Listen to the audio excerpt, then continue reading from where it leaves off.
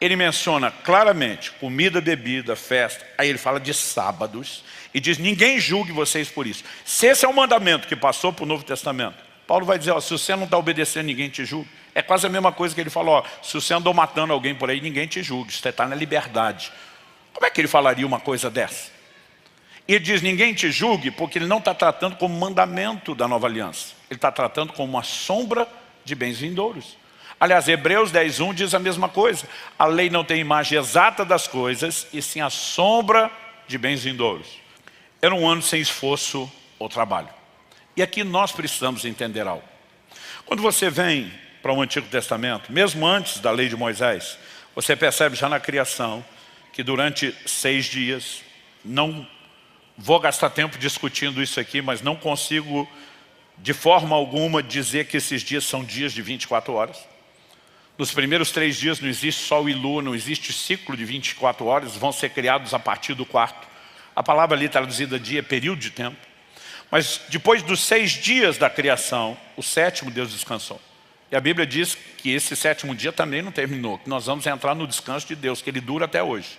Portanto, se pelo menos 4 dos 7 dias não são de 24 horas, eu não vejo necessidade nenhuma de brigar por uma tentativa de dizer que são de 24 horas.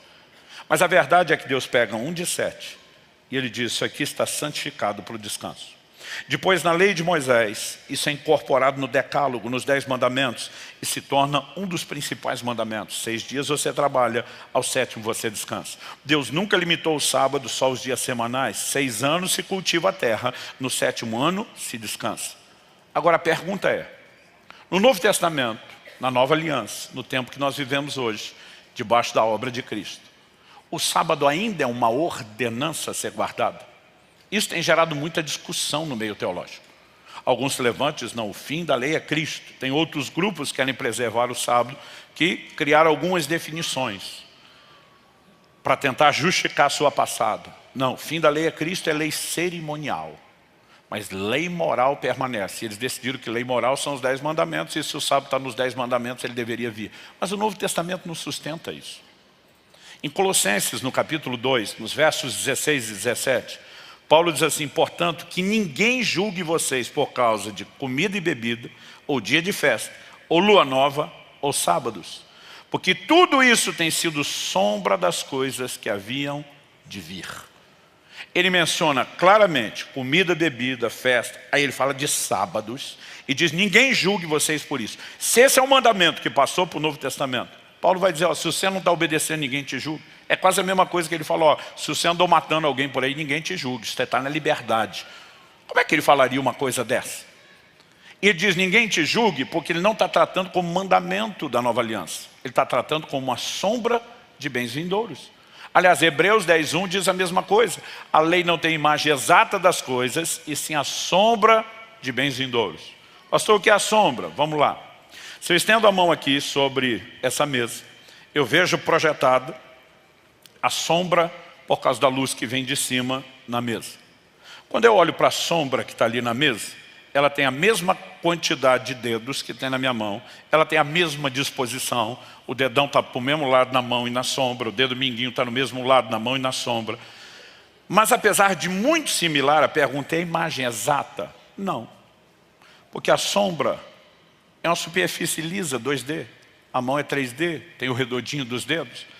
Na sombra não tem a cor da pele, não tem a textura da pele, mas é parecido e muito. E quando eu olho para a minha mão e para a sombra, eu conecto uma coisa com a outra na hora. Por quê? Por 2 motivos.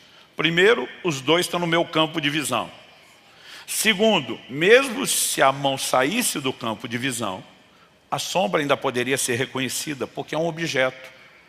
É uma figura conhecida, está na minha mente. Então eu olho só a sombra sem ver a mão, eu já associei aquilo que eu conheço.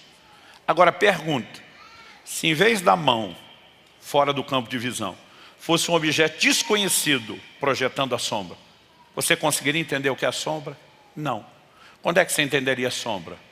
Quando aquela coisa que a projeta entrasse no campo de visão, e você constatasse a similaridade entre ela e o que não é imagem exata, mas é parecido, você ia dizer, era isso projetando a sombra.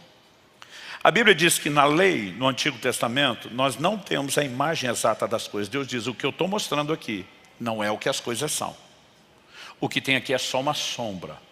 Sombra do quê? O que é que projeta a sombra? Sombra de bens vindouros. Tudo aquilo que se concretizaria em Cristo no futuro, não no tempo da lei, projetava do futuro para o passado sombras. Eram projeções proféticas que vinham invertidas no tempo. Agora, quando o povo olhava para a sombra de algo desconhecido, conseguiria entender? Não. Quando é que conseguiria entender? Quando aquilo que a projetava entrasse no campo de visão, eles iam fazer uma relação entre o que estavam vendo e aquela projeção que já estavam lá. Ia dizer, era isso. A Bíblia está dizendo que o sábado é sombra de um bem vindouro. O que a Bíblia está falando? O sábado figura, entre outras coisas, uma manifestação da graça de Deus. E nós precisamos entender a perspectiva disso no Novo Testamento. Se fosse um mandamento literal para o Novo Testamento, pensa comigo, além de Paulo chamar de sombra, em Romanos 14:5, o apóstolo Paulo diz assim, alguns pensam que certos dias são mais importantes que os demais, mas outros pensam que todos os dias são iguais. Como é que Paulo vai lidar com a diferença? Ele diz, cada um tem a opinião bem definida na sua própria mente. Ele diz, decide aí. Agora, peraí, Paulo.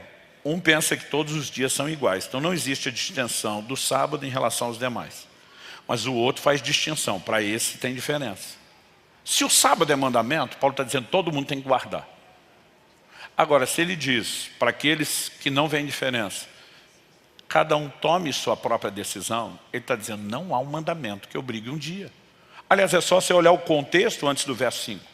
Paulo diz, um acredita que pode comer de tudo, o outro acredita que só pode comer legumes. Havia um grupo de pessoas influenciado por outras religiões que eram fortemente contrários ao consumo de carne. Paulo vai dizer que o que acredita só pode comer legumes é débil na fé, fraquinho na fé. Então Paulo já tomou partido. Ele era do time que gostava do churrasco. Mas ele olha e diz, apesar de não haver uma proibição bíblica contra a carne, eu não tenho que obrigar esse a comer. Vocês aí convivem com as diferenças. O de cá não julga aquele, esse não julga aquele. Mesmo que na minha opinião esse aqui é mais fraquinho na fé. Paulo está dizendo, os que têm diferença de dia, conviva sem julgar um ao outro. Se fosse um mandamento, ele nunca daria essa liberdade. Em Gálatas, no capítulo 4, nos versos 10 e 11, o apóstolo Paulo diz assim, vocês guardam dias, meses, tempos e anos. Ele diz, receio que o meu trabalho por vocês tenha sido em vão. Se você olhar o contexto dos versículos anteriores, aliás, do contexto da epístola aos Gálatas, judeus se infiltraram na Galácia, na Turquia, tentando judaizar, os gentios se converteram. Paulo vai brigar com todas as práticas judaizantes que eles estavam fazendo. E aí o apóstolo Paulo simplesmente diz, vocês estão retrocedendo na fé, se estão preocupados em guardar dias. Alguém que acredita que o sábado é um mandamento inegociável, iria chamar isso de retrocesso? Gente, não há nada no Novo Testamento que justifique a guarda do sábado como mandamento. Isso é assunto para a gente conversar outro dia, mas aí nós temos alguns cristãos que dizem, não, é que o sábado mudou para o domingo. Eu digo, como é que é? Não, que o sábado mudou de dia. Antes ele caía no sábado, agora o sábado cai no domingo. Porque há um texto no Novo Testamento que se refere ao domingo como o dia do Senhor. O dia do Senhor é uma referência ao dia que ele ressuscitou. Não há um dia para ser guardado. Porque se o sábado mudou de dia e caiu no domingo, continua tendo um dia especial que tem que ser observado de forma diferente. Para mim, tentar transformar o sábado no domingo é uma incoerência maior do que guardar o próprio sábado. A verdade é que o Novo Testamento não estabelece essa distinção de dia. Então, o que era o sábado? Que durante tanto tempo Deus falou, sombra de um bem vindouro.